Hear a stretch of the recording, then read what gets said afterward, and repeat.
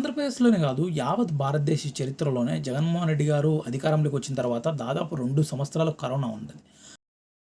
Corona సమయంలో గూడా ఎంతోమంది అంటే సాఫ్ట్‌వేరర్స్ గావచ్చు, చాలామంది ఉద్యోగస్తులు చాలామంది గూడా వాళ్ళ జీతాలు సరిగ్గా సమయానికి రాకపోవడం, అదేవిధంగా చాలా ఇబ్బందికరమైన పరిస్థితుల్లో ఉండే సంఘటన కూడా చూడడం జరిగింది.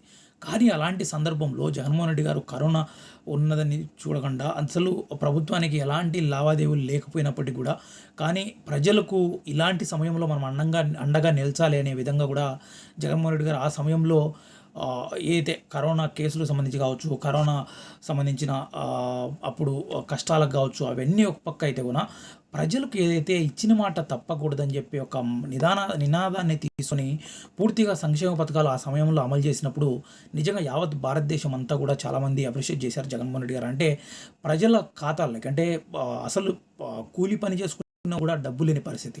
అలాంటి వ్యక్తులకు కూడా పూర్తిగా కూడా ఏదో ఒక రూపంలో ప్రతి నెల ఏదో ఒక పథకం ద్వారా అకౌంట్‌లో పడుతుంటే ఆ సమయంలో చాలామందికి చాలా మేలు జరిగిందనేది ఆ రోజు అనేక సర్వేల ద్వారా కూడా తెలపడం జరిగింది ఆ సమయంలో.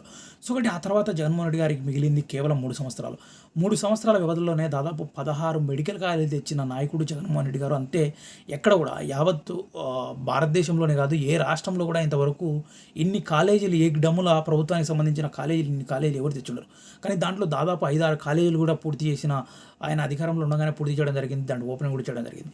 ఈరోజు కూటమి ప్రభుత్వం వచ్చేసి ప్రైవేటీకరణ చేస్తుందన్న తర్వాత నిజంగా ఓన్లీ ప్రతిపక్ష పార్టీకి ఒక ఆయుధంగా మారింది అనుకోవచ్చు కానీ యావత్ ఆంధ్రప్రదేశ్‌లో ఉంటున్న ప్రజానికి గాని కూడా ఇది ప్రభుత్వాన్ని చాలా తీవ్ర వ్యతిరేకత అనేది వస్తుంది.